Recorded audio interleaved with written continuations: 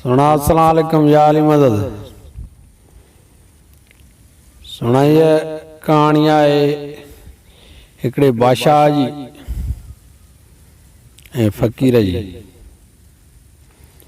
हिकड़ो बादशाह होंदो जो 7 घर वारियूं बराल औलाद हिक मुंह बि उनखे कोन हुयो। वीचारो ईअं ऊंधी मंझी करे जिथे आयो उते वेही रहंदो। हिकड़े ओताक जे ॿाहिरां ऊंधी मंझी कहीं वेठो, उतां को फकीर लंघियो।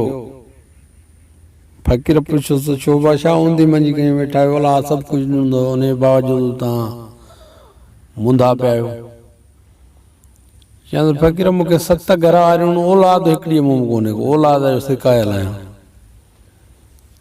चई पोइ मूंखे मानी खारायो त औलाद जो बिलो मां कयां थो।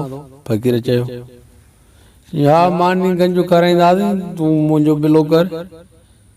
फकीर खे हिकिड़ो सिंघ को साण हुयो, उहो हिनखे ॾिनई त हे वञी अंब में हण। पोइ जेके बि अंब किरनि उहो हिकिड़ो हिकिड़ो राणीअ खे खाराए अलाह कंदो त हड़नी खे जेको आहे सो पुट थींदा। बादशाह जो ॿुधी ॾाढो ख़ुशीअ मुंहुं थी पियो। अवल त मानी खणी आयो फकीर लाइ। फकीर खे ॾाढी मानी वानी खाराए करार कराए अंब बीठोसि पंहिंजे बंगले में। उन में जो सिंघ को हयईं त 7 अंब किरिया। हिन जूं घर वारियूं 7 हुयूं, पर हिकिड़ो अंब किरियो टुकियल, जंहिंखे नोरीड़ो टुकियो। 6 पंहिंजे नौजवान घर वारनि खे ॾिनई, उहो वरी हिकिड़ी कुराड़ी घर वारी हुअसि उनखे ॾिनई, उन बि खाधो। अदा 7 खे अलाह जे हुकुम सां पेट थी वियो।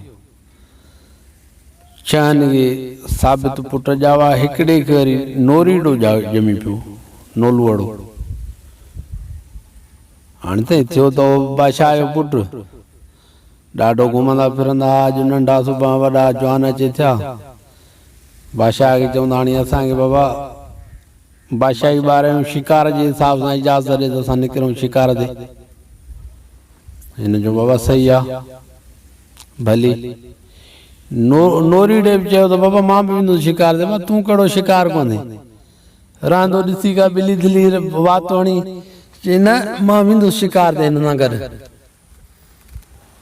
अदा तुंहिंजी मर्ज़ी, भली वञी थो वञ। हिनखे ॾाढो घोड़ा पंहिंजे हिसाब सां भरे, सामान सड़े जा खाइण पीअण जो सामान, खुर्जिनूं ॿई पासा भरे हड़नी खे ॾिनई। नोरीड़ो पोयों गॾियो पियो आहे न। शिकार कंदे कंदे कंदे कंदे ॿी बादशाही में पहुता। उते हिननि खे राति पई पवे। जंगल जे ॿाहिरि ॾिठऊं त हिकिड़ो घर आहे। चयूं हाणे भला हिते था हलूं, का वसियत थींदी। अचे उन घर जो दर खड़कायूं, हिकिड़ी कुराड़ी निकिरी आई। उनखे चऊं मां असां हिते राति रहंदासीं, हे खाधो पीतो आहे, जेको कुझु बि आहे तूं विचार त तव्हां बि खाओ असां बि खाऊं, पोइ सुबुह जो असां निकिता हलिया वेंदासीं। कुराड़ी जो सही आहे बाबा, का ॻाल्हि ई कोन्हे, अचो। कुराड़ी ॾाढो हुन खाधो पीतो करे तयारु करे खारायो। जंहिंमां सुम्हण जो टाइम थियो त 2 ॼणा सुता अजरक विझी। नोरीड़ो तो टुप ॾेई घर में ॿेर जो वण हो तो उन ते चढ़ी वेही रहियो। जंहिंमहिल 12 थिया राति जा त उहा कुराड़ियूं जेका ॾाइण सो काती करणु शुरू कई। काती जो भई तिखी करे त नोरीड़े हक लॻियसि, ॾाइण ॾाइण काती न गयो, नोरीड़ो जवान थो जाॻे। वरी चुप करे सुम्ही पई। वरी कलाक खनि जेको आहे सो गुज़रियो, वरी हिन काती करणु शुरू कई। वरी बि हिन इहो ई चयो ॾाइण काती न गयो, नोरीड़ो जवान थो जाॻे। वरी उहा शार करे सुम्ही पई। हिन जो हाणे सॼी राति नोरीड़ो चयो त मां केतिरो जाॻंदुसि, जेको आहे सो हिन जे मथां नेठि निंड लॻे त मुंहिंजा ॿाहिरि त जेको ई वेंदी। लही ॾिठईं त ॿिए कमरे ॾे हुन जूं 6 धीअरूं त उहे सुतियूं पियूं न, उन्हनि ते रवा विधा पिया न, ऐं हिन जे ॿाहिरिनि ते त अजरक पियल आहे। हिन छा कयो जो हुननि जा रवा लाहे ऐं विधाई पंहिंजे ॿाहिरिनि ते, पंहिंजे ॿाहिरिनि जा अजरक लाहे ऐं हुननि जे छोकिरनि ते विधाई। हाणे बेखुटको थी सुम्ही पियो। ॾाइण जेको आहे सो कातियूं तिखियूं करे ऐं हुनखे त अजरकनि वारा कोन, त मर्द इहे न, अजरक त हुन दरुनि ते पइजी आहे। हाणे पंहिंजूं 6 ई दर कोई वेही रही। हाणे सुबुह जो खाईंदमि। मतिलबु असुर जूं आज़ानूं जीअं नोरीड़ो थियो त पंहिंजे भाइरनि खे उथारे उथो बाबा उन जेको आहे सो अहिड़े हिसाब सां पंहिंजूं 6 ई दर पुराईंदीमांसि। कोई वेठी आहे जेॾी महिल बि संभाल थिए त छॾींदी कोन। मुड़सी कयो घोड़ा भॼायो। अदाइनि खे उथारियईं, उतां सामान खणी निकिरी पिया। सिधो पंहिंजे बादशाही ॾे रुख रखियऊं। ॾहण जो सिज उभिरे उथी त ॾिठईं त हो त छोकिरियूं मुंहिंजूं ॻाल्हियूं।